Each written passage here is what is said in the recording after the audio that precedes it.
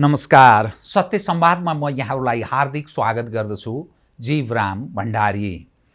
आज यहाँहरू सामुन्ने उपस्थित हुनुहुन्छ डाक्टर भेकबहादुर थापा। म परराष्ट्रविद हुनुहुन्छ। उहाँको लामो एउटा नेपालको राजनीतिमा खास गरी परराष्ट्र मामिलामा लामो अनुभव रह्यो।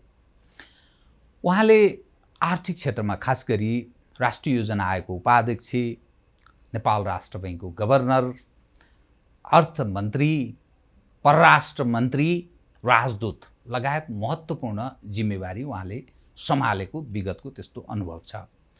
87 वर्षको हुनुभयो डाक्टर भेकबहादुर थापा। नेपालका लागि धेरै महत्त्वपूर्ण ठानिएका मूल देशहरू खास गरी छिमेकी देश भारत र अमेरिका जस्तो शक्तिशाली देशको राजदूत र त्यसमा सफलतापूर्वक उहाँले आफ्नो जिम्मेवारी निर्वाह पनि गर्नुभयो। परराष्ट्र र अर्थ क्षेत्रमा उहाँले निर्वाह गरेको भूमिकाको पछिल्लो समयमा पछिल्लो पुस्ताले पनि निरन्तर चासो राख्ने गर्छन् र उहाँ एउटा छलफलको विषय पनि बन्ने गर्नुहुन्छ।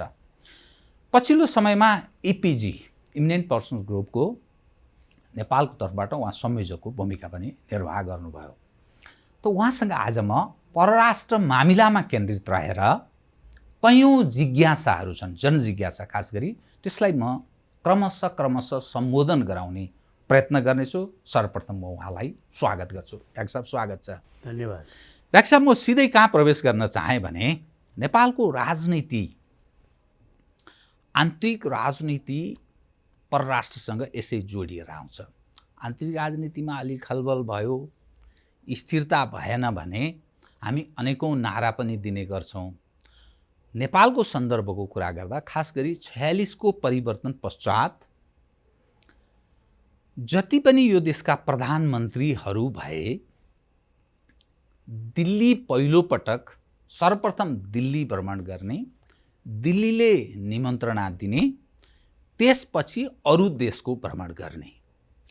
यदि दिल्लीले निमन्त्रणा गरेन भने यसको पत्ता साफ हुने भयो, अर्थात् जरा काटिने भयो। यसले लामो समय अब व्यतीत गर्छ भन्ने मानिस नमान्ने स्थिति बन्दै आएको 46 देखि यो निरन्तरता। सायद 62-63 को परिवर्तन पश्चात त्यो ब्रेक हुन्छ भन्ने कतिपयले आशा राखे। प्रचण्डजी सर्वप्रथम चीन भ्रमणमा जानुभयो, तर उहाँले बेजिङबाट फर्केको लगत्तै भन्नुभयो, म त त्यहाँ अरू कामको लागि चीन गएको थिएँ, मेरो औपचारिक भ्रमण त दिल्लीबाटै प्रारम्भ हुनेछ भनेर भनेपछि मानिसले त्यसैको निरन्तरताको रूपमा बुझ्ने प्रयास गरे। शेरबहादुरजी संयुक्त सरकारको अहिले प्रधानमन्त्री हुनुहुन्छ, बेलायत भ्रमणमा जानुभयो। अहिलेसम्म भारतले औपचारिक निमन्त्रणा गरेको छैन, तर शेरबहादुरजीले फक्क बोलिदिनु भयो, भारतीय प्रधानमन्त्री नरेन्द्र मोदी नेपाल भ्रमणमा आउँदै हुनुहुन्छ, सायद म पनि कुनै समय जान सकौँला। यस रूपमा आशय यस ढङ्गले उहाँले एयरपोर्टमै, त्रिभुवन अन्तर्राष्ट्रिय विमानस्थलमै त्यो बोलेको कुरा सुनियो। भारतले देउबाजीलाई अहिलेसम्म नबोलाउनुको अर्थ कुनै अर्थपूर्ण रूपमा हेर्ने कि यो सामान्य रूपमा? डाक्टर साहब, म इतिहाससँग जोडेर यो विषयलाई उठान गर्न चाहेँ। कृपया म यहीँबाट सुरु गरेँ, कृपया।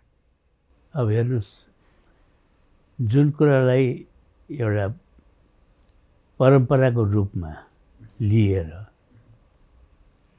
त्यसै अनुकूल भविष्यको गतिविधि पनि हुन्छ भन्ने यो मानसिकताबाट त हामीले मुक्ति त पाउनुपर्छ। तर एउटा कन्भेन्सनल कुरो के छ भने अब नेपालमा 7 सालपछि भएका परिवर्तनहरूमा एक प्रकारले छिमेकीलाई चाहिँ प्राथमिकता दिने कुरोले निरन्तरता पाएको छ। त्यो स्वाभाविक पनि हो र त्यसलाई राजनीतिकरण गरेर एक प्रकारले चाहिँ नि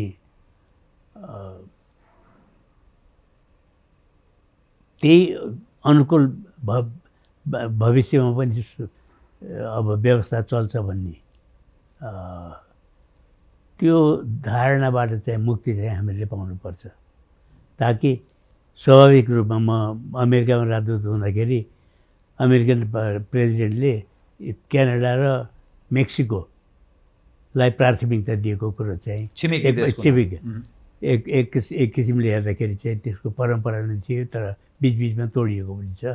वातावरणले ल्याउने कुरा हो। वातावरण मुख्य कुरो सम्बन्धको विभिन्न आयाममा बाधा अडचन परेको बेलामा या सद्भाव बढाउनको लागि भएको भ्रमण, यी दुईटा पृथक चाहिँ अभ्यास हुन्। अब नेपालमा एक प्रकारले हेर्दाखेरि चाहिँ नि भारतसँग हाम्रो सम्बन्धको अब व्यापकताले गर्दाखेरि चाहिँ नि यो सम्बन्धको व्यापकता अब जनमानसको अपेक्षा र आफ्नो वास्तविकता, राजनैतिकदेखि लिएर कूटनीतिकदेखि लिएर आर्थिक सबै कुराहरूको लाई लिएर सम्हालिएर हेर्दाखेरि चाहिँ एक प्रकारले त्यो तपाईँले भूमिका बाँधेको जस्तो त्यो स्वाभाविक पनि हो, तर त्यसलाई परम्पराको रूपमा गरेर परिवर्तन भएको केही दिनमै चाहिँ यसले निरन्तरता पाएन भने यो सरकारको बारेमा चाहिँ टिप्पणी हुने कुरा पनि त्यति जायज चाहिँ होइन। तर वास्तविकता चाहिँ के छ भने अब नेपालमा चाहिँ परिवर्तन भएको भोलिपल्टै केही आएन भने त्यसलाई चाहिँ नकारात्मक व्याख्याको रूपमा लिने। पहिले राणाकालदेखि लिएर प्रजातन्त्रको कालदेखि लिएर अहिले जनयुद्धपछिको नेपाल जुन छ, सबैलाई सँगालेर हेर्दाखेरि चाहिँ नि दुई देशको सम्बन्धका आधारहरूमा विवाद नभएका विषयहरू भएको बेलामा एक प्रकारको चाहिँ धारणा रहन्छ। अन्य अवस्थामा चाहिँ अब एक प्रकारले हेर्दाखेरि व्यक्तिको व्यक्तित्व, उसको पकडदेखि लिएर सबै कुरालाई लेखाजोखा गरेर भ्रमण तय गरिन्छ। त्यो अब यसलाई चाहिँ परम्पराको रूपमा लिने अस्वाभाविक पनि होइन, तर परम्परा अनुकूलै हुनुपर्छ भन्ने कुरा पनि होइन। मुख्य कुरो चाहिँ नि दुई देशको सम्बन्धका आधारहरू चाहिँ यथावत छन्, बलियो छ भन्ने र अपेक्षाकृत किसिमबाट विभिन्न कुराहरूमा चाहिँ अप्ठ्यारो परेको बेलामा त्यसलाई सुल्झाउनको लागि पनि भ्रमण गरिन्छ। तर तपाईँले भूमिका बाँध्नुभएको जस्तो शेरबहादुरजीले आएर एयरपोर्टमा भन्नुभएको कुरो उहाँको मोदीसँगको सम्बन्धको आधारमा हो। त्यसले गर्दाखेरि तर शिष्टाचार भेट गर्दाखेरि कसैले पनि नआइज भन्दैन, तर त्यसलाई चाहिँ बढी महत्त्व दिएर केही हुन्छ नै भन्ने कुराको पनि त्यसले पनि प्रभाव पार्छ भनौँ, मैले गर्नु खोजेको। त्यो हाम्रो यसो होलमा हेर्दा नेपाल र भारत बिचको जुन सम्बन्ध, सुसम्बन्धको हामी कुरा गर्छौँ, अहिले कस्तो रूपमा छ भन्ने डाक्टर साहबको ठम्याइ। जस्तै डाक्टर साहबको संयोजकत्वमा एउटा एपिजीको रिपोर्ट तय भयो। एपिजीको रिपोर्ट बुझिएको छैन, त्यो त्यसै दराजमा थन्केर बसेको छ। कालापानी, लिपुलेक, लिम्पियाधुराको नक्सा नेपाल सरकारका तर्फबाट जारी भयो, चुच्चे नक्सा। भारतले अन्यथा रूपमा त्यसलाई प्रयोग गरिरहेको छ। अर्थात् कालापानी, लिपुलेक, लिम्पियाधुरा झन्डै 372 वर्ग किलोमिटर प्लस जमिन भारतीय कब्जामा छ। सुस्ताका समस्याहरू छन्, अरू सीमाका समस्याहरू पनि छन्। यस्तो अवस्थामा जो प्रश्न उठिरहेको छ, नेपालको राजनीति जुन परिवर्तन भयो, 12 बुँदे दिल्ली समझदारीको उपजको रूपमा अहिलेको राजनीतिक प्रणाली छ। जुन बेला 12 बुँदे दिल्ली समझदारी भयो त्यस बेला भाजपाको वर्चस्व थिएन। त्यस बेला काङ्ग्रेस आई र भारतका कम्युनिस्टहरूको बिगबिगी थियो, उनीहरूको कब्जामा भारत थियो, राजनीतिक कब्जामा। अहिले बदलिएको भारत छ। भाजपाको अधिकांश क्षेत्रमा भारतीय पकड छ, भाजपाको पकड छ भारतमा। र नेपालको सन्दर्भको कुरा गर्दा नेपालका जुन राजनैतिक तागत नेपालको राजनीतिमा हावी छन् त्यो भाजपाको चाहना अनुकूलको छ भन्ने मान्ने आधार एकदम कमजोर देखिन्छ। जस्तै धर्मनिरपेक्षताको सवाल अनि कतिपय अरू सवालमा उनीहरू भनिन्छ भाजपा सीसीसी 3टा सी प्रति उनीहरू अत्यन्त घृणा गर्दछन्, कम्युनिस्ट, क्रिस्चियन र अरू परे कतिपय सवालों पर। त मूलत यो यसरी हेर्दा यो सम्बन्धलाई कसरी हेर्ने? नेपाल र भारत बीचको सम्बन्ध राम्रो सम्बन्ध छ कि तरल अप्ठ्यारो स्थितिबाट गुज्रिरहेको छ? हैन, सम्बन्ध त बहुआयामको हुन्छ, कुनै एउटा कुरामा सिर्फ केन्द्रित हुँदैन।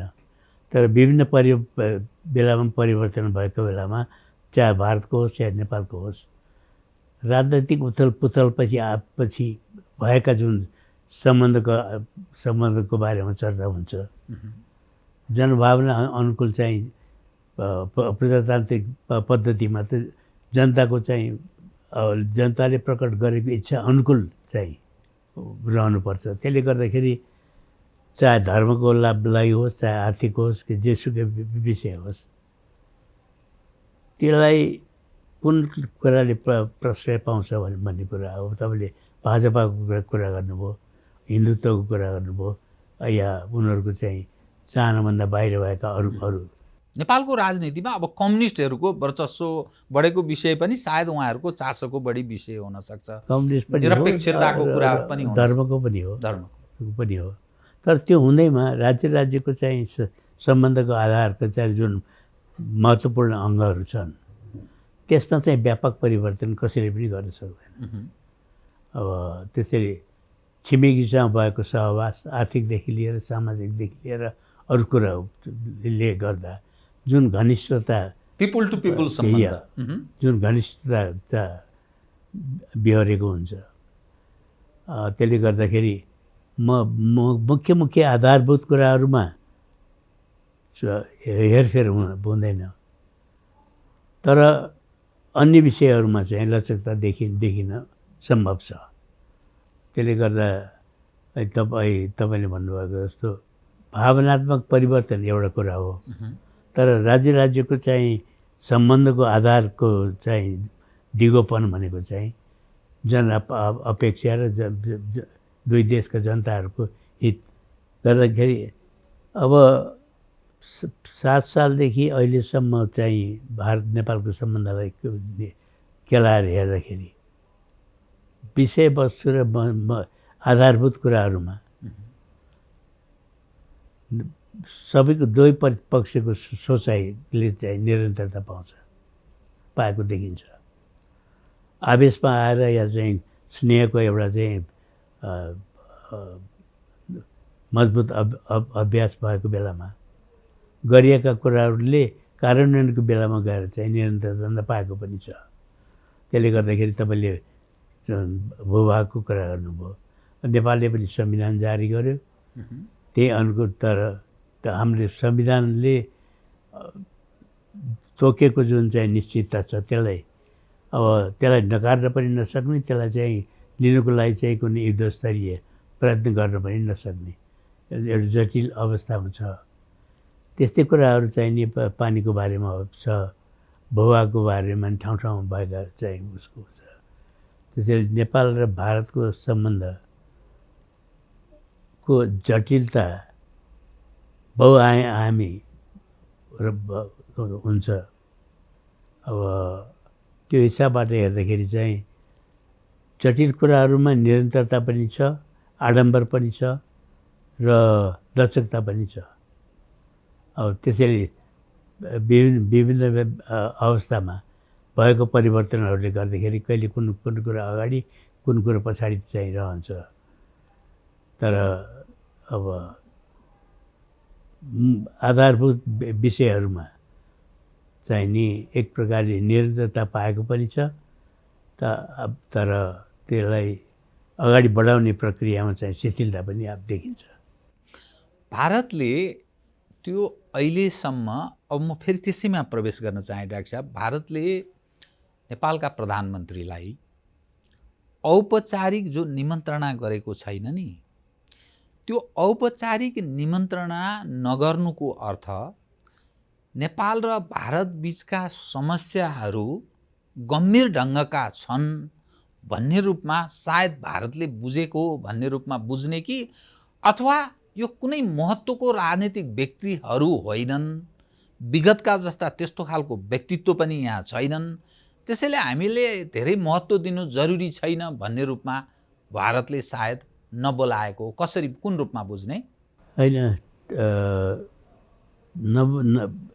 तत्काल निमन्त्रणा नदिनेमा हामीहरूले पनि लौताभास को चाहिँ अभ्यासमा पस्नु हुँदैन। त्यस रूपमा सोच्नु पनि हुँदैन।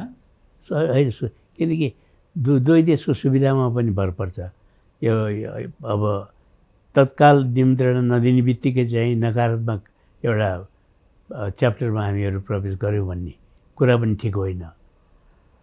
तर हाम्रो खास गरेर नेपालको मानसिकतामा चाहिँ, नेपालीहरूको बौद्धिक मानसिकतामा चाहिँ केही समय छिटै निमन्त्रणा नहुँदैमा चाहिँ यसको यो स्वागतको कमी मात्र होइन, नकारात्मक बाटो लिएको भन्ने कुरा पनि हाम्रो सोचाइमा आउँछ। म चाहिँ तत्काल भेटघाट नहुनुलाई भन्दा पनि वातावरण जटिल समस्याहरूको चाहिँ समाधानको बाटोमा मुलुक हिँडेको छ कि छैन र जुन अप्ठ्यारोपन हामीहरूले चाहिँ मूल विषयहरूमा भोगेका छौँ त्यसलाई सम्बोधन गर्ने चाहिँ अवस्थाको सिर्जना हुन्छ कि हुँदैन, त्यसमा भर पर्छ। जटिल अवस्थामा नेपाल र भारत बीचको सुसम्बन्धको कुरा गर्दा त्यो अवस्थामा चाहिँ छ कि छैन भनेर कसरी बुझ्ने? कुन अवस्थामा छ त नेपाल र भारत बीचको अहिलेको सम्बन्ध चाहिँ? अहिले वास्तवमा भन्ने हो भने धेरै कुरामा चाहिँ मौनता अपनाएर विषयलाई सम्बोधन गर्न नचाहेको। भारतले कि नेपालले विषयलाई सम्बोधन गर्न नचाहेको? भारतले। त नेपालको तर्फबाट त्यसरी विषयगत ढङ्गले प्रस्ताव गरिएको, भारतसँग औपचारिक कुरा गर्न चाहेको त्यो प्रयत्न भएको भन्ने देखिँदैन नि त पछिल्लो समयमा। जस्तै कालापानी, लिपुलेक, लिम्पियाधुराकै सवालमा औपचारिक कुनै समितिहरू बनाएर या परराष्ट्र मार्फत त्यसरी पहल भएको। जस्तै शेरबहादुरजीले यही बेलायतमा यसो साइडलाइन मिटिङमा भेट भयो भारतीय प्रधानमन्त्री नरेन्द्र मोदीसँग, तर त्यो भेटमा पनि उहाँले यो विषयलाई सम्बोधनको विषयमा मैले कुनै कुरै गरिनँ भनेर सार्वजनिक रूपमा भन्नुभएको छ। समस्या त छ हाम्रो र भारत बीचको, कालापानी, लिपुलेक, लिम्पियाधुराको समस्या छ, सीमाका समस्या छन्, कतिपय अरू विषयहरू, इपिजीको कार्यान्वयन नभएको कुरा छ, तमाम समस्याहरू छन्। त त्यसका बावजुद पनि नेपालको तर्फबाट पनि त्यो पहल भएको समस्या सुल्झाउनका लागि भन्ने त अर्थ लाग्दैन त फेरि। होइन, एउटा स्वाभाविक प्रक्रिया के छ भने अब छिमेकबाट सद्भावको चाहिँ धारणा प्रकट भयो भने त्यसले नयाँ आयामको सुरुवात या भएका समस्याको हल गर्नको लागि नयाँ वातावरण सिर्जना हुन्छ कि भन्ने एउटा अपेक्षा धारणा हो। तर अब भारत र नेपालको सम्बन्धको कुरा गर्दाखेरि हामी सबैजना चाहिँ प्रगाढ शब्द प्रयोग गर्छौँ, तर सुस्ताको समस्यादेखि लिएर अन्य समस्याहरू जुन छन् 50-60 वर्षदेखि यसले चाहिँ यो विवादित विषय भएको छ। अरू कुरालाई निरन्तरता दिएर यी विषयहरूलाई थाँती राखेको अवस्था अहिले छ। त्यो विगतमा मैले डाक्टर साहबलाई यहाँ अलिकति जोड्न चाहेँ। तपाईँ परराष्ट्र मन्त्री पनि हुनुभयो, एक समय अर्थमन्त्री पनि हुनुभयो, भारतको लागि नेपाली राजदूतको जिम्मेवारी पनि तपाईँले सम्हाल्नुभयो। यो कालापानी, लिपुलेक, लिम्पियाधुरा, सुस्ता लगायतका मुद्दामा भारतीय शासक पक्षसँग कुरा भएको, पहल भएको त्यसबेला थियो कि अर्थात् त्यो समस्यालाई थाँती राखेर खास त्यसबेला पञ्चायतकालकै पनि कुरा गर्दा त्यसबेला यो विषयमा केही कुरा भएको या नभएको के स्थिति थियो विगतमा? अब हेर्नुहोस्, अब नेपाल जनयुद्ध समाप्त भएपछि नेपालमा प्रजातन्त्रको चाहिँ एउटा नयाँ अभ्यासले ठाउँ पाएपछि त्यसपछि नेपाल र भारतको सम्बन्धमा एक प्रकारले हेर्दाखेरि चाहिँ विगतका अप्ठ्यारा कुराहरूलाई सुल्झाउनको लागि चाहिँ प्रयत्न भएको देखिन्छ पछिल्लो समयमा। विगतमा चाहिँ भारतले चाहेन त्यो सुल्झाउन। र यो म तपाईँलाई एउटा आफ्नो अनुभव कृपया चाहिँ गर्छु। राजा वीरेन्द्रको चाहिँ नि भारत भ्रमण हुँदाखेरि भारतको राष्ट्रपति केआर नारायणन अमेरिकामा राजदूत हुँदाखेरि म पनि अमेरिकामा नेपालको राजदूत थिएँ। संयोगवश के भयो भने अब नारायणजी चाहिँ राष्ट्रपति भएको बेलामा म पनि नेपालको लागि भारतको लागि नेपाली राजदूतमा गएँ। पहिलो क्रेडेन्सियल सेरेमनीमै राष्ट्रपतिजीले भन्नुभयो यो 50 वर्षसम्म भारतको चाहिँ गणतन्त्र दिवसलाई मनाउँदाखेरि विभिन्न राष्ट्रका अध्यक्षहरूलाई हामी पाहुना भनेर बोलाउँछौँ। यति नजिकको छिमेकी हामीले नेपाललाई बोलाएको रहन्छौँ, तपाईँको के धारणा छ भनेर मलाई सोध्नुभयो।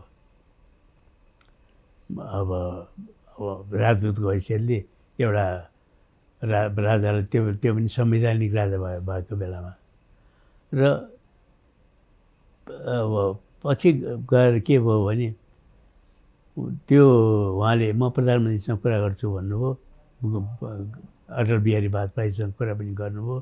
त्यसपछि मलाई बोलाएर भन्नुभयो कि अब तपाईँको राजाको चाहिँ फुर्सद समय के छ त यसपालिको 26 जनवरीमा चाहिँ हामी निमन्त्रणा गर्न चाहन्छौँ भने त्यो भ्रमणको बेलामा भएको देखिएको र भएको र चाहिँ संवादको आधारमा भारतले राजाले संवैधानिक राजा भएर आफ्नो आचरण प्रजातान्त्रिक पद्धतिलाई सके अगाडि बढाउने, नसके निरन्तरता दिने नीति अपनाएर तपाईँको राजनीतिक नेताहरूको ले भन्दा तपाईँको राजाले प्रजातन्त्रको लागि चाहिँ सम्मान गरेको देखेको छौँ।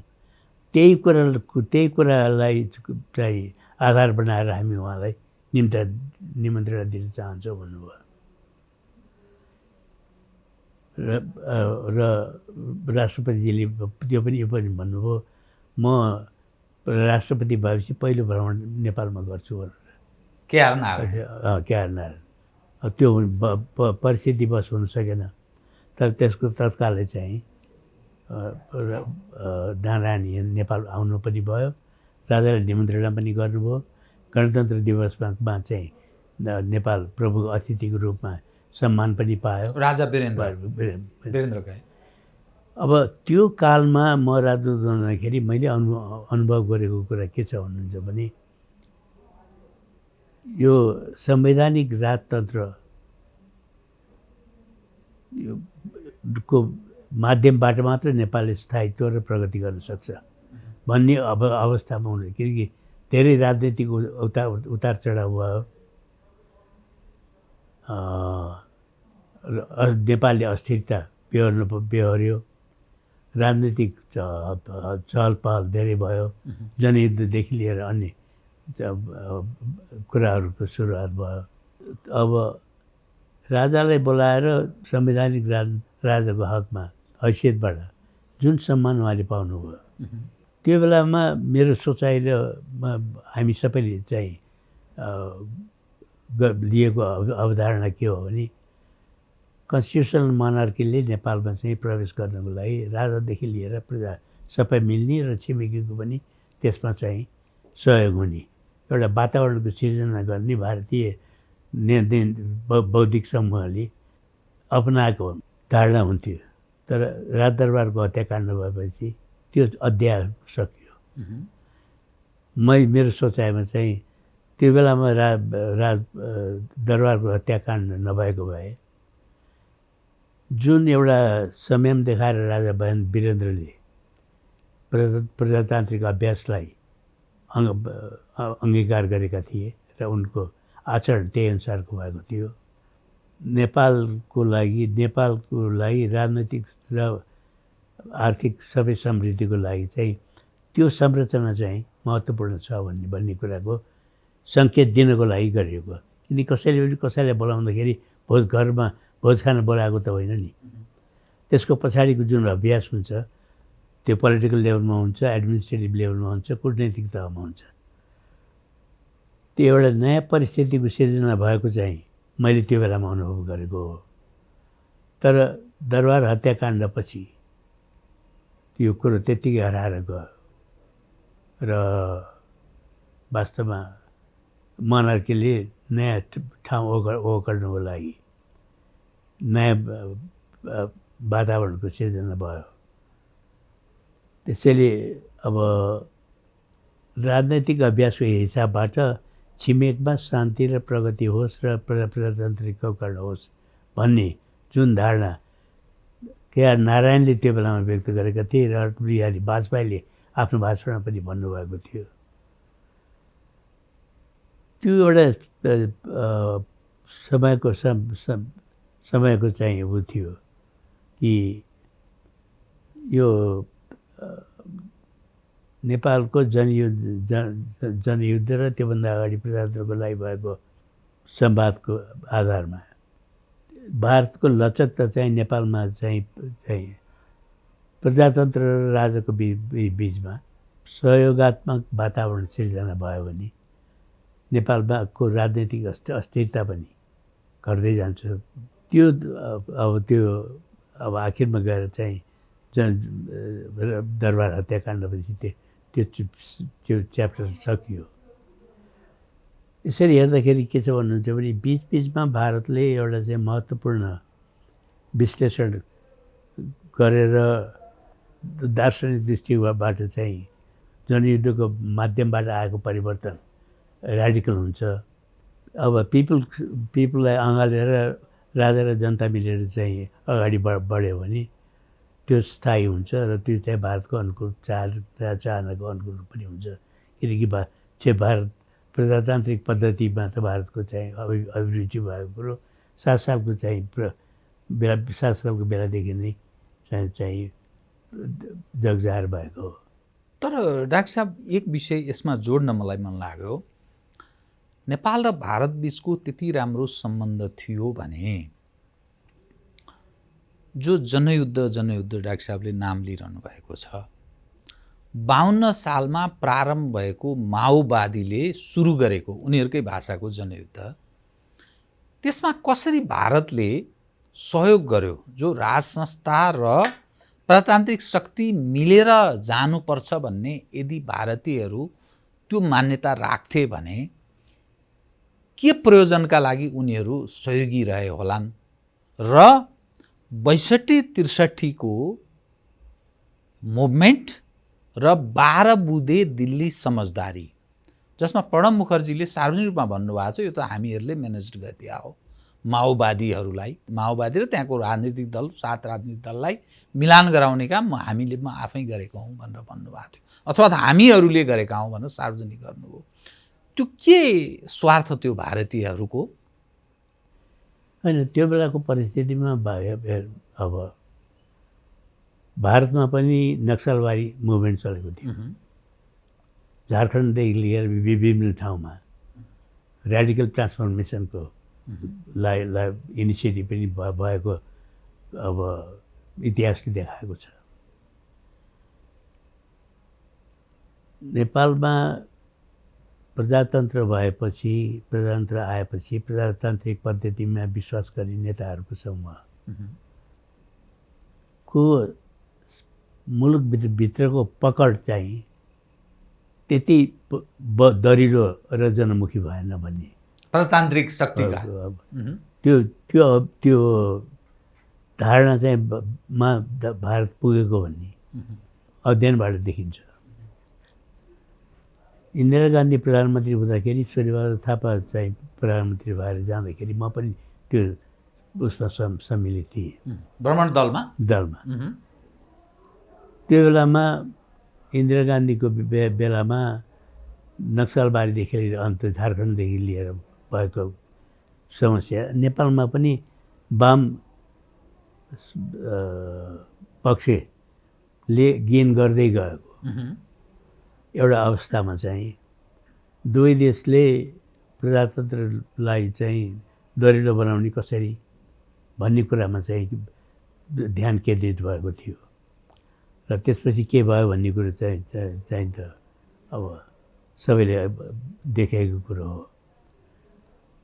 तर राजनैतिक सोचाइमा एक प्रकारले दुईटै देश मिलेर क्रान्तिकारी समूहलाई अगाडि बढ्न नदिने प्रक्रियाकोमा नेपाल र भारत संयुक्त रूपमा चाहिँ सहभागी हुनुपर्छ भन्ने धारणा थियो। तर नेपालको अस्थिरताले गर्दाखेरि चाहिँ नि अब कुनै पनि धारणाले चाहिँ गति लिन सकेन। बिचमा हामी अलमलमै रह्यो। त्यसले गर्दाखेरि चाहिँ भारतले कुन प्रकारबाट सहकार्य गर्यो अब प्रजातान्त्रिक समूहलाई या र्याडिकल समूहलाई होस्, उसले आफूलाई त्यहाँबाट अनुकूल प्रभाव प्रतिकूल प्रभाव नपरोस् भन्ने कुराबाट नै चाहिँ प्रेरित भएर उनीहरूले डुअल अब्जेक्टिभ भनौँ न, दोहोरो कुरा नेपालसँग चाहिँ औपचारिक रूपको सम्बन्धलाई पनि कायम राख्ने तर इमर्जिङ फोर्ससँग पनि टाढा नहुने र आफूप्रति उनीहरूको प्रभावलाई न्यून गर्ने र नेपालले अनुकूल चाहेको बेलामा चाहिँ सहयोग पनि गर्ने नीति त्यहीँ गएर केन्द्रित थियो। यो जम्मै कुरो चाहिँ नि दरबार हत्याकाण्डपछि चाहिँ राजनैतिक तहको सामाजिक तहको र सरकारी स्तरमा सबै चाहिँ अभ्यासले नयाँ मोड लियो। अब त्यसपछि के भएको छ भन्दाखेरि चाहिँ नि जनयुद्धलाई अगाडि बढाउने जुन चाहिँ शक्तिहरू उदयमान थिए तिनीहरूसँग सम्पर्क राखेर एक प्रकारले हेर्दाखेरि चाहिँ नि डुअलिटी भारतको नीति अब च्यालेन्जिङ फोर्सलाई पनि चाहिँ सँग पनि चोचोबोचो राख्ने राज्यको बिचको चाहिँ सम्बन्धले पनि निरन्तरता दिने एक प्रकारले डुअल रोल थियो। भारतमै भएकै बेलामा मलाई एकपटक भारतको चाहिँ परराष्ट्र मन्त्री जसवन्त सिंहले बोलाएर सोध्नुभयो यो हलेरी काण्ड भयो नि नेपाल, त्यसमा नेपाल सरकारले देखाएको चाहिँ म्यासेकरको अवस्था हुनबाट बचा अथवा संयमता अपना यस रूपमा होइन, त्यो बेलामा चाहिँ नेपालको आर्मीले किन बढी एग्रेसिभ रोल खेलेन भन्ने प्रश्न गर्नुभएको थियो। मलाई पनि थाहा थिएन त्यो कुरा। म फर्केर आएर राजा वीरेन्द्रसँग मैले सोधेँ। वीरेन्द्रको धारणा के थियो भने नेपालीलाई मारेर बाह्य शक्तिलाई खुसी पार्ने कुरा चाहिँ ठिक होइन। उनीहरूलाई प्रतिकूल असर पारेको कुरामा हामीले संवाद गर्नुपर्छ। तर नेपालीलाई चाहिँ मारेर त्यो बाटो लिनलाई चाहिँ मलाई चाहिँ ठिक लागेन। किनकि त्यो बेलामा प्रधानमन्त्री गिरिजाप्रसादले त्यो हलेरी काण्डमा चाहिँ आर्मी लगाउँ भनेर भन्दाखेरि राजाले रोके भनेर त्यो भन्नुभएको पनि थियो। त यो समग्र तस्बिरले नेपाल र भारत बीचको एउटा सम्बन्धलाई यस रूपमा पनि बुझ्नु। डाक्टर साहबलाई म अलिकति अलग ढङ्गले विषय उठान गरेँ। जस्तै नेपाल र भारत बीचको सम्बन्धको कुरा गर्दा त विभिन्न आयामहरूमा हामी कुरा गर्दछौँ। उदाहरणका लागि एकातर्फ कालापानी, लिपुलेक, लिम्पियाधुराको कुरा छ, सुस्ताको पनि कुरा छ, अरू सीमाका अरू समस्याहरू पनि छन्। अर्कातर्फ यहाँकै संयोजकत्वमा गठन भएको एउटा एपिजीको रिपोर्ट यसै थन्केर बसेको छ। प्रधानमन्त्री शेरबहादुर देउवाजीले चाँडै नै भारतीय प्रधानमन्त्री नरेन्द्र मोदी नेपाल आउनुहुन्छ भनेर पनि भन्नुभयो। अब यो अलि हल्का टिप्पणी जस्तो सायद उहाँले गर्नुभयो, तर नेपाली सञ्चार जगतमा त्यसको अलिकति प्रचार पनि भयो।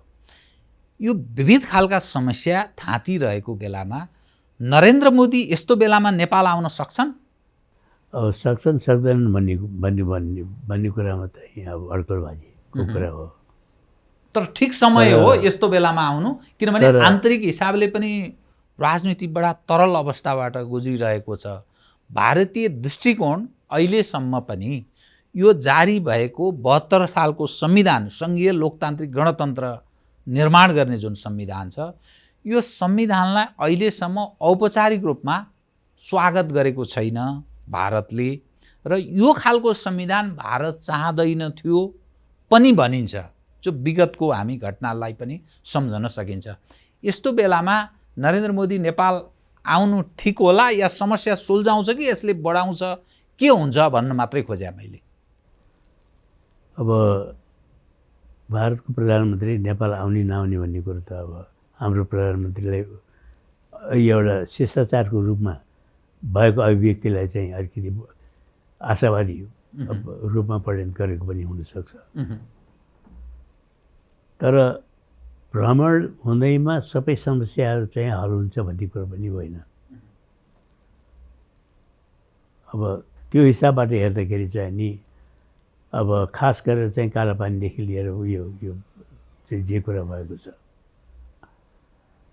अब त्यो समस्याको जटिलता त कहाँ देखिन्छ भने भारतले प्रधानमन्त्री मोदी यहाँ आएर हाम्रो राष्ट्रिय सभामा गर्नुभएको सम्बोधनबाट मुक्त दङ्ग परेका नेपालीहरूले ब्लकेट नाकाबन्दी बेहोर्नु पर्यो।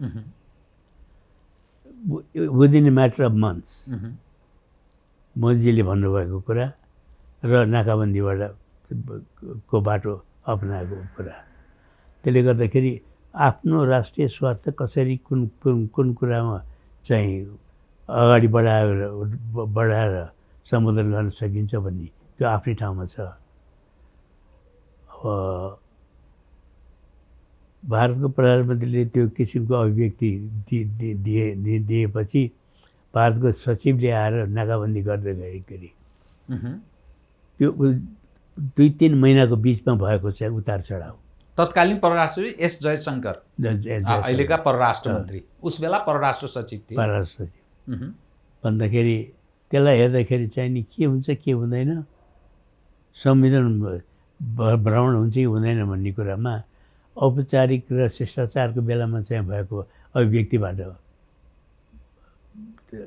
अभिव्यक्तिको आधारमा हुन्छ भन्न सकिन्न। तथापि शेरबहादुरले त्यो कुरा किन भने होला? यो त्यो प्राइम मिनिस्टर जस्तो मानिसले एउटा देशको प्रधानमन्त्री आउने भने त्यो शोभनीय हो, त्यो त्यसरी फट बोलिदिए। अब शिष्टाचार स्कटल्यान्डमै शिष्टाचार भेट भएको कुरालाई अब उहाँले आफ्नो सोचाइ अनुसारको अभिव्यक्ति दिनुभएको हो। तर भारत नेपालको सम्बन्धलाई अहिलेको अवस्था हेर्दाखेरि चाहिँ क्वाइट डिप्लोमेसी को लागि ठाउँ छ। त्यो क्वाइट डिप्लोमेसी भोकल डिप्लोमेसी अहिले ठिक छैन यसको होइन। अब भनाभन त भयो नि, हामी अहिलेको क्याबिनेटभन्दा अगाडि चाहिँ सीमालाई लिएर संविधानै संशोधन भयो, त्यसलाई अझ बढी जटिल अवस्थामा पुर्याइयो। त्यसले गर्दाखेरि चाहिँ कुनै कुरा पनि निश्चित रूपमा यो हुन्छ हुन्न भन्न चाहिँ सकिन्न। तर प्रधानमन्त्री देखाउनु भएको जुन आशावादी अवधारणा छ त्यो उहाँको इन्टरप्रिटेसन हो। हामीले इन्डियासँगको चाहिँ सम्बन्धलाई हेर्दाखेरि चाहिँ नि हाइएस्ट लेभलमा भएको समझदारीलाई पनि ब्युरोक्रेटिक लेभलको बिचका तहले यसलाई चाहिँ अब तपाईँले इपिजीको पनि कुरा गर्नुभयो। अलमलमा टालटुल गर्ने या व्यवस्था गर्ने जुन एउटा चाहिँ रियाक्सन हामीले बिहोरेको छौँ। त्यसले गर्दाखेरि निश्चित रूपमा प्रधानमन्त्री आउनुहुन्छ भनेर भन्न चाहिँ अलि अप्ठ्यारो छ। तर शिष्टाचारको रूपमा चाहिँ आउँछु भन्ने म पनि आउँछु भन्ने दुईटै प्रधानमन्त्रीले चाहिँ गरेको संवादको यो चाहिँ एउटा शिष्टाचारको नमुना हो भन्ने। शिष्टाचारको नमुना। त डाक्टर साहब, तपाईँ पूर्व परराष्ट्र मन्त्री भएको नाताले, भारतका लागि राजदूतको जिम्मेवारी पनि तपाईँले सम्हालेको नाताले, त्यो तपाईँलाई कुनै त्यस्तो जानकारीमा थियो कालापानी लिपुलेक लिम्पियाधुराका बारेमा नेपाल र भारतबीच समस्या छ, यसलाई सुल्झाउनुपर्छ भन्ने बारेमा भारतीय नेतृत्व पङ्क्तिसँग नेपालका तत्कालीन शासक पक्ष र तपाईँहरूले पनि प्रस्ताव गरेको, कुरा गरेको र भारतीयहरूको प्रतिक्रिया पनि सुनेको केही त्यस्तो अनुभव छ तपाईँसँग? अनुभव छ। के तहमा, कुन तहमा कुरा भएको थियो? अब मैले नै राजदूतको हैसियतले पनि कुरा उठाएको छु। परराष्ट्र मन्त्री प्रधानमन्त्री आउँदाखेरि पनि यी विषयहरूको उठेका कुरा हुन्। अर्थात् पञ्चायतकालमा यो जानकारी थियो त्यसै बेला पनि?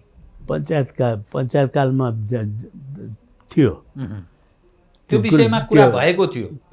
त्यो बेलामा भयो भन्ने कुराको घटनाको चाहिँ जानकारी नेपाललाई पछि मात्र भयो।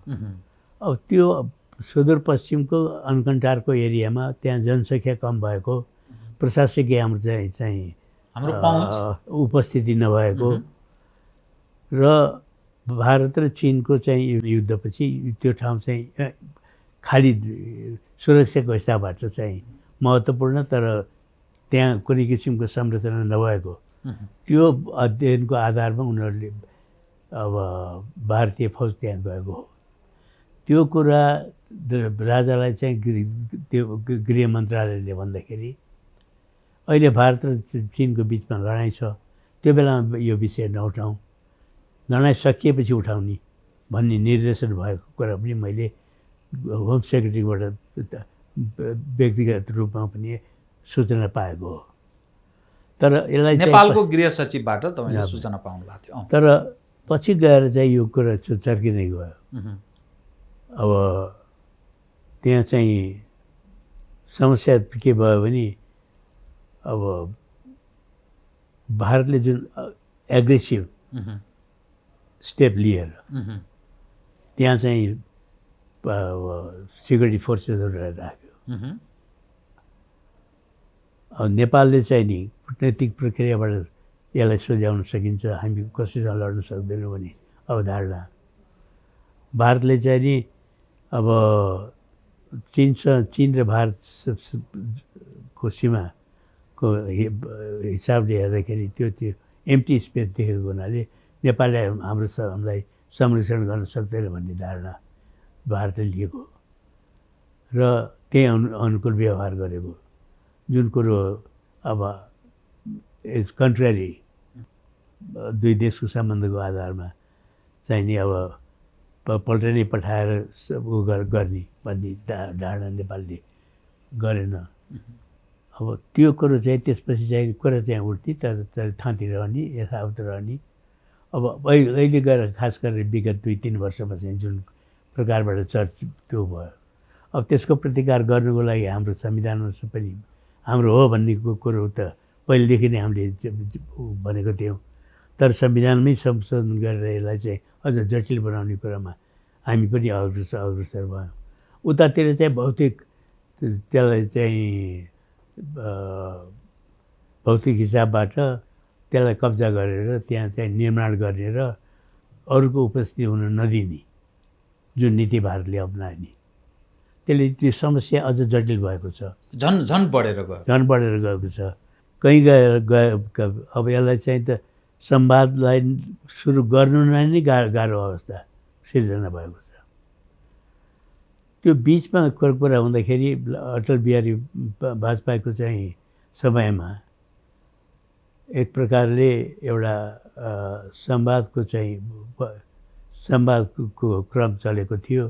त्यहाँ चाहिँ नि अब नेपालले नेपालले पनि तत्काल चाहिँ फौज नपठाउने, भारतले पनि त्यहाँ भएको सैनिक कुरा उसलाई चाहिँ अगाडि नबढाउने, केही समयपछि गएर चाहिँ नयाँ नक्साको बारेमा छलफल भएर एउटा निष्कर्षमा पुग्ने भन्ने किसिमको कुरा पनि भएको थियो। त्यसमा हाम्रो आर्मीको चिफहरू र भारतको आर्मीको चिफको बारेमा नि चाहिँ अलिकति संवाद भएको कुरा मैले पनि थाहा पाएको हो। तर यो हालसालै गएर जुन संविधान, हाम्रो संविधान र भारतको संविधानमा पनि एउटै भूभागलाई दोहोरो स्वामित्वको जुन एउटा अब कुरा अगाडि बढेको छ, त्यसले गर्दाखेरि समस्या अझ जटिल छ। तपाईँले इपिजीको कुरा गर्नुभयो। अब इपिजीको जन्म मोदीजीको नेपालमा भएको भ्रमणको बेलामा एक प्रकारले त्यो बेलामा चाहिँ नि जुन नीति मोदीजीको त्यो वक्तव्यबाट देखिन थालेको थियो। पहिलो मोदीजीको पहिलो भ्रमण, नेपाल भ्रमण, त्यही बेलामा नेपाल र भारतको बिचमा धेरै समस्याहरू भए। त्यसलाई समाधान गर्नको लागि चाहिँ दुई सरकारी स्तरमा भएको संवादबाट चाहिँ नि सहज भएन। यसलाई चाहिँ विज्ञहरूले चाहिँ यसलाई अध्ययन गर्ने भनेर इपिजीको गडा भएको। अब यसको भविष्य के त डाक्टर साहब? अब यो इपिजीको भविष्य चाहिँ अब होइन, अहिले त एउटा अनिश्चित भविष्य थन्किएर बसेको छ। महत्त्वपूर्ण कुरा के छ भने त्यसमा भारतीय पक्ष र नेपाली पक्षको चाहिँ अलग अवधारणा छैन। दुवैले सहमति जनाएको छ। त्यो कारणले हो या अन्य कारणले हो, जुन कुरो दुईवटा प्रधानमन्त्रीको तहमा बुझाउनुको लागि चाहिँ हामीले समझदारी गरेका थियौँ, त्यसको लागि नेपाली पक्ष कुरेर बसेको 2.5 वर्ष जति भइसक्यो। मेरो धारणा के छ भन्नुहुन्छ भने त्यहाँ भयो त्यसमा लिखित समस्याहरू चाहिँ दुई देशको सम्बन्धको जटिल समस्याहरूलाई फुकाउनको लागि चाहिँ एउटा बाटो देखाएको छ। अब त्यो आज तत्काल त्यो रिपोर्टको आधारमा भए पनि नभए पनि ती समस्याहरू हल नहुन्जेलसम्म नेपाल भारतको सम्बन्धमा चाहिँ न्यानो र चिसोपनको चाहिँ अभ्यासमा हामी अलमल लिन्छौँ। न्यानो र चिसोपनको अभ्यास। डाक्टर साहब, म यो नेपाल र भारतको विषयमा एउटा विषय उठान गर्छु, त्यसपछि म अन्य सन्दर्भमा प्रवेश गर्छु। जस्तै इपिजीको रिपोर्ट त्यसै थन्केर बसेको छ। सीमाको हाम्रो समस्या छ। कालापानी, लिपुलेक, लिम्पियाधुराका सवालमा हामीले संविधानमै प्रबन्ध गऱ्यौँ। हामीले हाम्रो नक्सामा प्रवेश गरायौँ, उनीहरूले उनीहरूको नक्सामा प्रवेश गराएका छन्। अब यो विषय सुल्झाउने भनेको 3-4 वटा, जस्तै एक, या त हामीले युद्ध गर्नु पर्यो, कब्जा गर्नु पर्यो आफ्नो बुताले या अर्को तेस्रो देशको सहयोग लिएर, एक। नम्बर 2, छोडिदिने। नम्बर 3, भारतसँग अलिकति फरक ढङ्गले 60 फेरको पनि मानिस कुरा गर्छन् कतिपय सवालमा। ल त्यो उसलाई भारतलाई आवश्यक छ भने हामीलाई त्यति नै जमिन कुनै अर्को ठाउँको दियोस् न त। जसरी बङ्गलादेशमा पनि 60 फेर गरिएको छ। त्यो समस्याहरू, आन्तरिक समस्या, सीमाका समस्याहरू दुई देशबीचका सुल्झाउनका, त्यो पनि एउटा उपाय हुनसक्छ।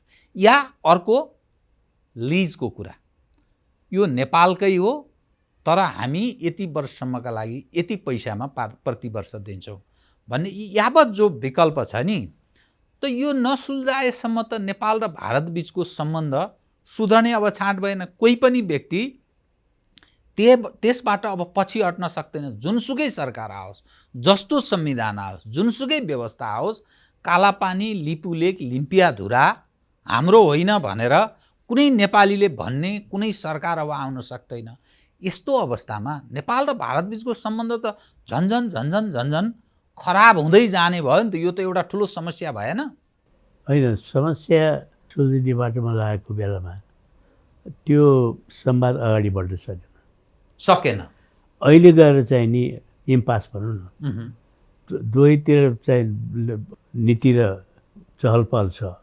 यसले जटिलता बढाएको छ, समाधानपट्टि अगाडि बढेको छैन, उल्टो प्रक्रियामा गएको छ। झन् जटिलता बढ्दै गयो। जटिलता बढेको छ। के गर्ने भन्ने कुरा तपाईँले भन्नुभएको 4-5 वटा विकल्प, के गर्ने भन्ने कुरा त संवाद एउटा गम्भीर अवस्थामा पुगेको अवस्थामा मात्र सल्युसन निस्किन सक्छ। नत्र भने अब कसैले पनि आफ्नो संविधानमा भएको चाहिँ भागलाई छोडे भन्न सक्दैन। डाक्टर साहब, यसैमा नि हाम्रो पक्ष कहीँ भुलेको देखिँदैन। यो पछिल्लो खास गरी शेरबहादुरजीको नेतृत्वको सरकार बनेपछि हिजो केपी ओलीजी एक समय बोल्नुभयो, पछि सबै चिज सरेन्डर गरेको देखियो। घटनाले त्यस्तो देखाउँछ।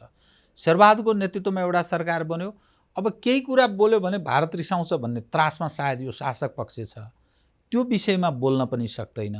समग्रमा हेर्दा हाम्रो परराष्ट्र मामिलामा प्रधानमन्त्रीदेखि परराष्ट्र मन्त्रीदेखि परराष्ट्र मन्त्रालय र परराष्ट्रसँग समन्वय गरेर निर्वाह गर्नुपर्ने भूमिका खेल्ने पक्ष विभिन्न राजदूतहरू र दूतावासहरू अनि डिफेन्सका मानिसहरू, यो यत्रो सार्वभौमिकतासँग जोडिएको विषयमा यो मौनताले के परराष्ट्र मामिलामा हामी तुइएका हौँ, सिद्धेका हौँ, कसरी बुझ्ने डाक्टर साहब? यो अनि यो परिस्थितिले लिएर आएको सब अवस्था हो।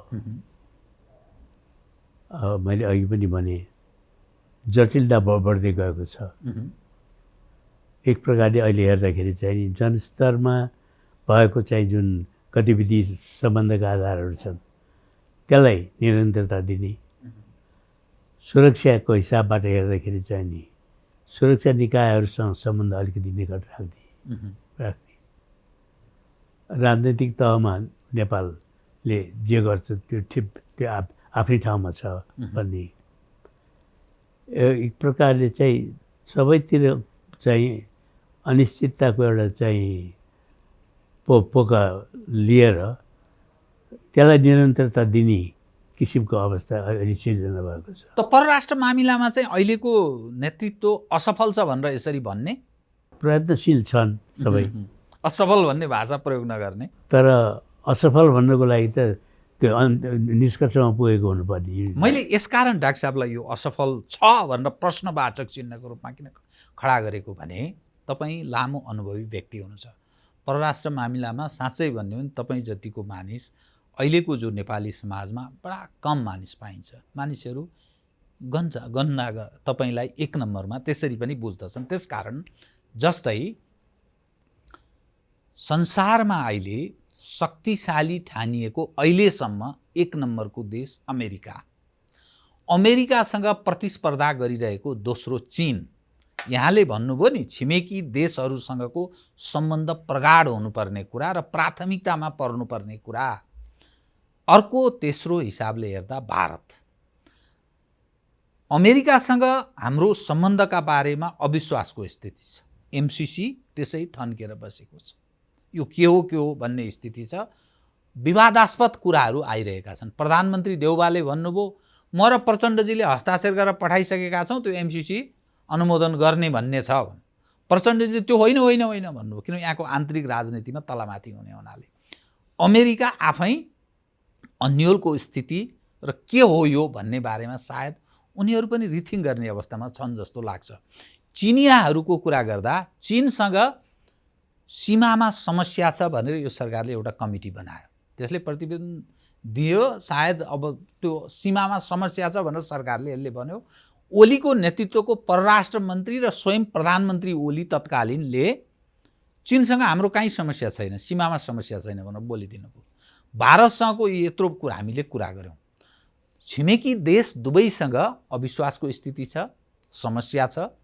अमेरिकासँग अर्को खाले समस्या देखा पर्छ अथवा अविश्वासको अवस्था एमसिसीका कारण सिर्जना भएको छ। यहाँको आन्तरिक राजनीतिक ताकत त्यसका कारण विभक्त छन्, विभाजित छन् र कसैले पनि यथास्थितिमा एमसिसीलाई ग्रहण गर्ने त्यो हुती देखाइरहेको छन्, त्रसित छन्। किनभने नेपाली जनमा त्यसका बारेमा नकारात्मक सन्देश प्रभाव भइसकेको छ। ठिक होस् वा बेठिक होस्, पश्चिमा देश खास गरी युरोपियनहरू उप नेपालीहरूको प्रश्न छ। धर्मान्तरणमा व्यापक लगानी गरेका छन्। नेपालको राजनीतिक नेतृत्व, प्रशासनिक नेतृत्व सोकल्ड बुद्धिजीवीहरूलाई दलालको रूपमा प्रयोग गरिरहेछन् भन्ने एक पछि अर्को टीका टिप्पणी घटनाले देखाउँछ। मिडिया मोबिलाइज गरेको कुरा आउँछ। त नेपाल यसरी हेर्दा दुई ठुला शक्तिशाली देशको बिचमा रहेको तुलनात्मक हिसाबले दुई शक्तिशालीका बिचमा चाहिँ सानो देश, संसारका हिसाबले सानो देश होइन, तर यत्रा ठुला ठुला देशसँग यसले सम्बन्ध सुमधुर बनाउन सकेको छैन, विश्वास आर्जन गर्न सकेको छैन। यो विषयलाई चाहिँ के त कसरी हेर्ने त? यो त बडा खतरनाक ठाउँमा हामी प्रवेश गरेका छौँ भन्ने अर्थ लाग्छ। यो त होइन, अहिले चाहे हामीले आन्तरिक चाहिँ समस्याको लाई केलाउँदाखेरि होस् या विश्वमा भएको गतिविधिलाई हेर्दाखेरि होस्, एक प्रकारले अहिले चाहिँ नि दोस्रो विश्वयुद्धपछि अर्को लडाइँ नहोस् भनेर चाहिँ युनाइटेड नेसनदेखि लिएर अरू जुन अवधारणा, त्यसपछि चाहिँ ह्युमन राइट कमिसनदेखि लिएर विभिन्न संरचनाहरू भयो, त्यो प्रक्रिया अहिले गएर एक हदसम्म माथि पुग्यो र अहिले गएर चाहिँ नि अब समस्याग्रस्त देखिन थालेको छ। छिमेकमा होस् या चाहिँ संसारमै होस्, यो हेर्दाखेरि चाहिँ केही पनि एउटा नयाँ समीकरण चाहिँ बिस्तारै गएर नयाँ समीकरणको थलानी भएको हो कि भन्ने कुरा विश्लेषणमा आउँछ। हिजोको अमेरिकाको शक्तिशाली देशमा अझ पनि सबभन्दा शक्तिशाली देश छ। चीन जुन प्रकारबाट चाहिँ उदयमान हुँदै गएको छ, ऊ चुप लाएर बसे पनि आफ्नो चाहिँ सामर्थ्यको प्रदर्शन गरेर चाहिँ दङ्ग परेर बसिरहेछ। हिजोको रसिया आजको रसिया छैन। अब अहिले जे जति समस्याहरू देखिएको छन्, सेकेन्ड वर्ल्ड वार पछि धेरै इन्स्टिट्युसनहरू खडा भएर चाहिँ नि विश्वव्यापी रूपमा अभ्यास गरेर सहमतिको आधारमा चाहिँ शान्ति स्थापना गर्ने र आर्थिक प्रगति र सामाजिक सुधारको बाटो अपनाउने भन्ने यो लक्ष्य चाहिँ त्यही हो।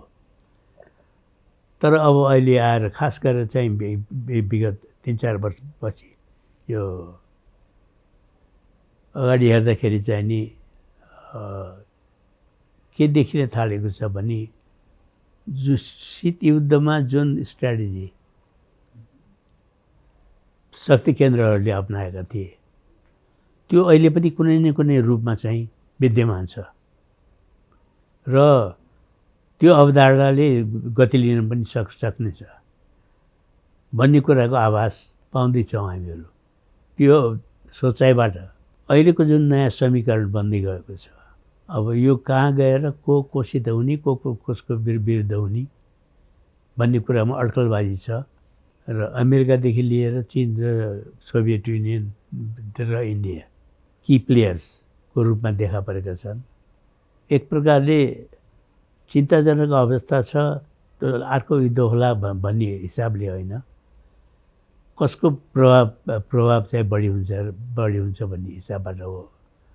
अब त्यसलाई हेर्दाखेरि चाहिँ नि अहिले बन्दै आएको समीकरणमा चाहिँ एमसिसी होस् या अरू कुरा होस्, यिनीहरूलाई चाहिँ छुट्टै विश्लेषण गर्न सकिन्न। यो अभियान चाहिँ विश्वव्यापी रूपमा भइरहेको छ। यो स्ट्र्याटेजिक विषय नै हो, यसरी बुझौँ? होइन, स्ट्र्याटेजीकै हो, बेसिकली स्ट्र्याटेजीकै हो। त यस्तो बेलामा एमसिसी हामीले ग्रहण गर्ने कि नगर्ने त एउटा परराष्ट्रविदको नजरमा तपाईँ के सल्लाह दिनुहुन्छ? किनभने यसै अड्केर बसेको छ। अमेरिकीहरूलाई पनि अविश्वास, उनीहरूसँग माग भयो, माग गरे अनुसार $50 करोड अनुदान नेपाललाई दिने भनेर उनीहरूले पास गरे। तर लिने सवालमा यो आइपिएसको अङ्ग हो, यो खतरनाक छ, चिनियाहरू सशङ्कित छन्, त्यसकारण यसले तनाव सिर्जना हुन्छ भन्ने एउटा दृष्टिकोण। अर्को होइन, यो नलिँदा अमेरिकनहरू रिसाउँछन्, हाम्रो यत्रो लामो सम्बन्ध भएको देश, अप्ठ्यारो बेलामा हामीलाई सहयोग गरेको देश, यो अर्को अप्ठ्यारो भन्ने एकातर्फ। अनि जति पनि राजनीतिक तागत आउँछन्, परस्त भनेर कोही चीन परस्त, कोही अमेरिका परस्त, कोही भारत परस्त, यो विचित्रको देश शासकहरूको रूपमा रूपान्तरित देखिन्छ कि नेपालको राजनीतिमा। हाँस उठ्दो पनि। त यो चाहिँ के डाक्टर साहब, यो के गर्ने? यो एमसिसीलाई के गर्ने? अब होइन, मुख्य कुरो त हेर्नुहोस्, अब यो हामीले यसलाई चाहिँ अनुमोदन गर्दाखेरि कुनै न कुनै अवधारणा, कुनै न कुनै विश्लेषण त हुँदो। जनमानसलाई विश्वासको आधार नदेखाइकन गम्भीर कुराहरू अँगाल्दाखेरि चाहिँ यो समस्याले जटिलता पाएको। जनमानसलाई जनविश्वास नलिकन गर्दा अब मलाई अप्ठ्यारो लागेको कुरो के छ भन्नुहुन्छ भने यो अब पहिले सही गर्ने त्यसपछि विश्लेषण गर्ने। हामीले यसमा हस्ताक्षर गर्दाखेरि नेपालको मन्त्रीले दिल्लीमा गएर जुन वासिङटनमा गएर गर्नुभयो, त्यसपछि यसको बारेमा जानकारी जनमानसले पायो र विश्लेषण पनि विभिन्न प्रकारबाट हुनसक्यो, किनकि धेरै पैसा देख्दैमा चाहिँ प्रभाव बढेर होस्। र यसपछि अध्ययन गर्दाखेरि कुनै पार्टी यसलाई संशोधनको सहित पारित गर्ने, कुनै चाहिँ हुबहु पारित गर्ने भन्ने उ छ।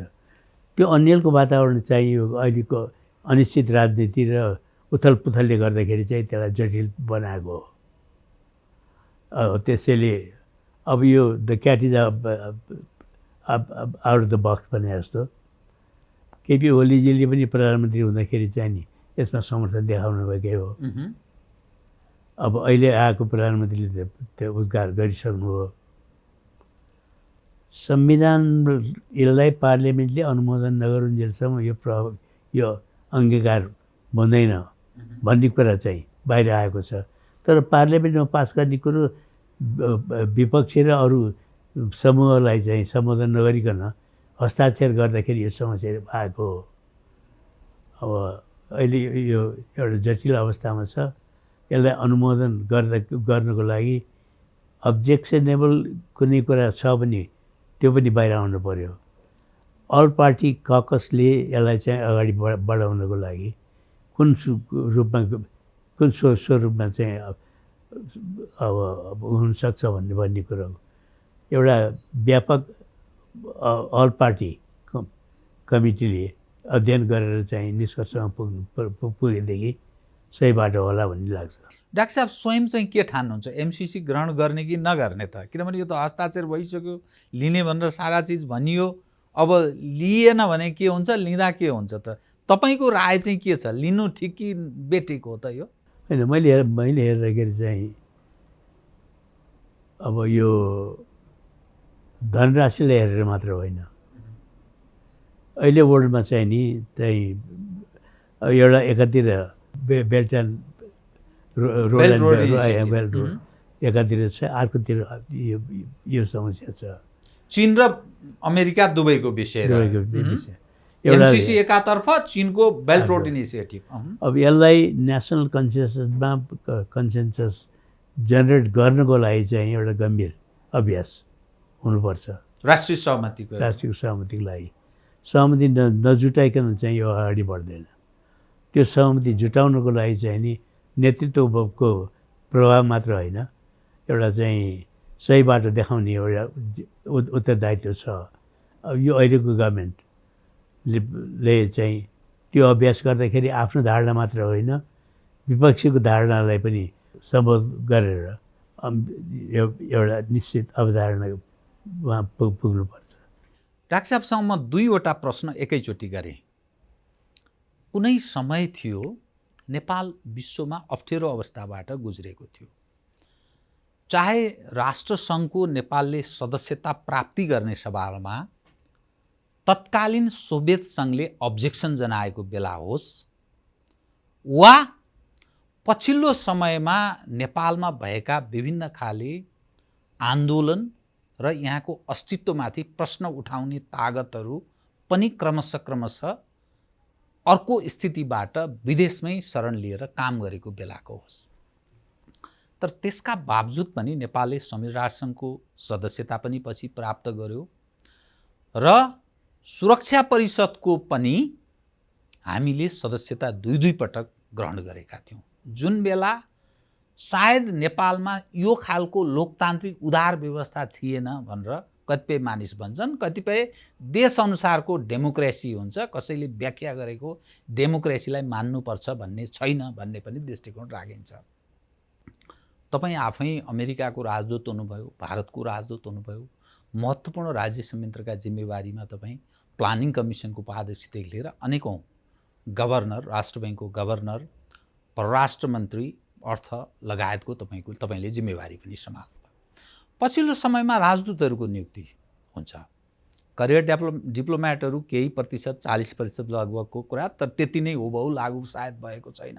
त्यसै गरी राजनीतिक नियुक्तिवाला राजदूतहरू बनाइन्छ। त्यसको बारेमा लाजमर्दो कुरा छ। लेनदेन हुन्छ, पैसा दिएपछि राजदूत होइन्छ भनेर भनिन्छ। खास गरी कार्यकर्ता र आफ्नो अनुकूलका लाभका मानिसहरू राजदूत हुने गर्छन् नेपालको सन्दर्भ। त यी तपसिलका हाम्रा यत्रा ठुला समस्या छन्। एमसीसीको समस्या छ, चीनसँगको पनि अहिले कुरा गरियो, अब भारतसँगको यत्रो समस्या छ, अरू देशहरूबाट प्राप्त हुने सहयोगका बारेमा पनि प्रश्न छ। त यी राजदूतहरू जो नियुक्त भएर जान्छन्, यी मानिस के काम गर्छन्? यिनले आफ्नो उपस्थिति कहीँ देखाएको, प्रभावकारी भूमिका निभाएको जस्तो देखिन्छ कि के देखिन्छ डाक्टर साहब? यी तमाम समस्याहरू त छन्, खै भूमिका? अहिलेको अवस्था हेर्दाखेरि नेपालले बाँकी विश्वसँग सकारात्मक चाहिँ अभ्यास गरेर आफ्नोलाई एउटा ठाउँ ओगटेको, महत्त्वपूर्ण ठाउँ ओगटेको, सानै भए पनि नेपालले सही कुरा गर्छ भन्ने अवधारणा एक प्रकारले जरा गाडेको थियो। अब जुन बेला प्रजातन्त्र थिएन यो देशमा भनिन्थ्यो, त्यस बेला भूमिका निभाएको देखिन्छ। अब जुन बेलामा चाहिँ बान्डुङ कन्फरेन्स, बान्डुङ, म चाहिँ त्यसलाई चाहिँ एउटा वाटरसेड मान्छु। वाटरसेड योभन्दा अगाडि संयुक्त राष्ट्रसङ्घमा क्रुश्चेभले चाहिँ भिटो गरेर नेपाली सदस्यता नपाएको र त्यो बेलाको त्यो अवस्थाबाट बान्डुङ कन्फरेन्सपछि नेपालले चाहिँ नि त्यहाँ प्रभावशाली भूमिका खेलेको मात्र होइन, नेपालले बाँकी विश्वमा चाहिँ एउटा अब प्रभावकारी प्लेयरको रूपमा प्रवेश गरेको चाहिँ त्यही एरियामा हो। पहिलो इन्टरनेसनल कन्फरेन्स थियो। त्यसपछि जुन कुरा तपाईँले चाहिँ नि सिक्युरिटी काउन्सिलको 2 पटक मेम्बर भएको, पहिलो 1 पटक मेम्बर हुँदाखेरि त अत्याधिक बहुमतबाट पनि भएको, त्योदेखि लिएर छिमेकदेखि लिएर बाह्य विश्व र शक्ति केन्द्रहरूसँग जुन प्रकारले सम्बन्ध विस्तार गर्दै गयो, सम्बन्धलाई मात्र होइन एउटा प्रभावकारी भूमिका पनि बिचबिचमा समस्या आउँदाखेरि खेलेको छ। त्योदेखि लिएर सार्कको चाहिँ जन्म दिँदाखेरि पनि नेपालको राजाले त्यो बेलामा चाहिँ महत्त्वपूर्ण भूमिका खेलेका थिए भन्ने कुरा पनि स्थापित भएको छ। त्यो सानै भए पनि, गरिब भए पनि नेपाल चाहिँ एउटा सत्यताको बाटो, सकारात्मक बाटोमा हिँडेको छ। आफू हिँडेर अरूलाई पनि त्यही प्रकारको धारणा राख्नको लागि उत्प्रेरित गरेको छ भन्ने कुरा चाहिँ बिस्तारै बाहिर आएको थियो। र तपाईँले केही व्यक्तिहरूको नाउँ पनि लिनुभयो। त्यो बेलामा जुन बेलामा नेपालमा प्रजातन्त्र चाहिँ एउटा स्थापनाको लागि सङ्घर्ष भइरहेको बेला थियो, तर नेपालको छविलाई सकारात्मक भूमिकाको तहमा पुर्याउनको लागि जुन रोल नेपालले खेल्यो, हाम्रो शिक्षाको कमी थियो, धेरै कुराहरूको कमी हुँदाहुँदै पनि त्यसले नेपालले पाएको एउटा सम्मानजनक स्थिति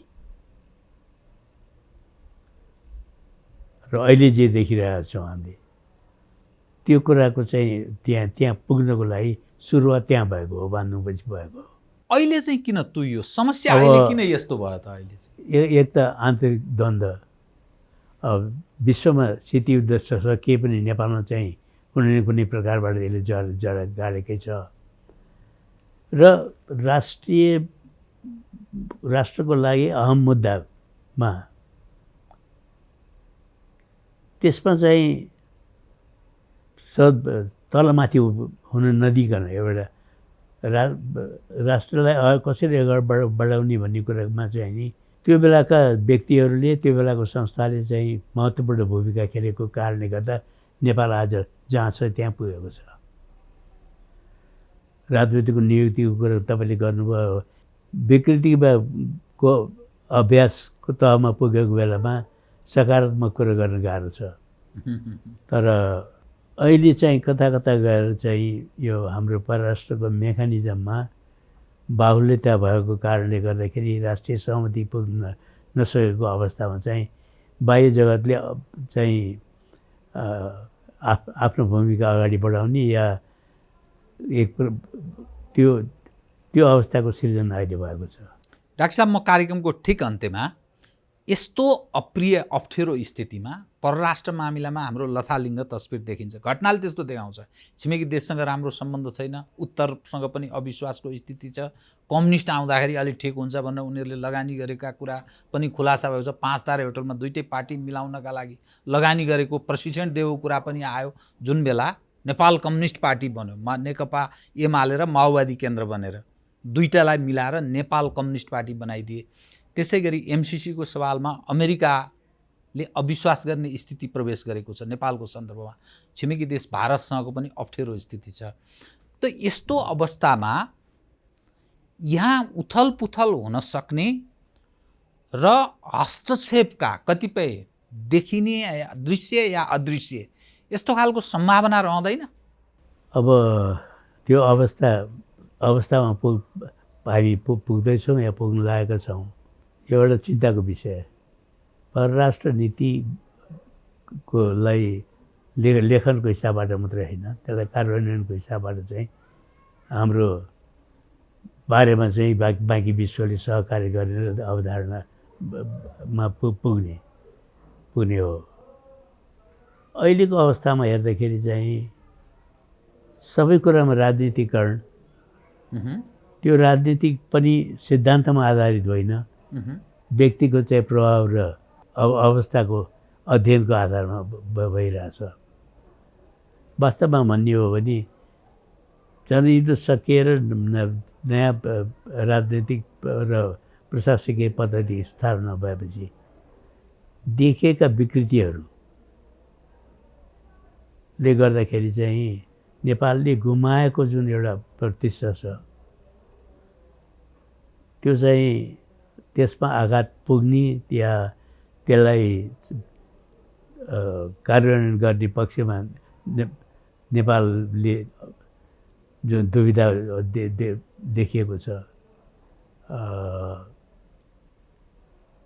वास्तवमा अहिलेको अवस्था राजनीतिक हिसाबबाट हेर्दाखेरि चिन्ताजनक छ। हस् डाक्टर साहब, म कार्यक्रममा आइदिनु भयो, यहाँलाई म हार्दिक धन्यवाद दिन चाहन्छु। धन्यवाद। आदरणीय दर्शकवृन्द, उहाँ हुनुहुन्थ्यो डाक्टर भैकबहादुर थापा, परराष्ट्रविद। परराष्ट्र मामिलामा केन्द्रित रहेर कतिपय नेपालको आन्तरिक राजनीतिसँग समेत जोडेर गरिएको संवाद, सत्य संवाद। म सहित मेरो सम्पूर्ण युनिटलाई कार्यक्रमबाट बिदा दिनुहोस्। नमस्कार।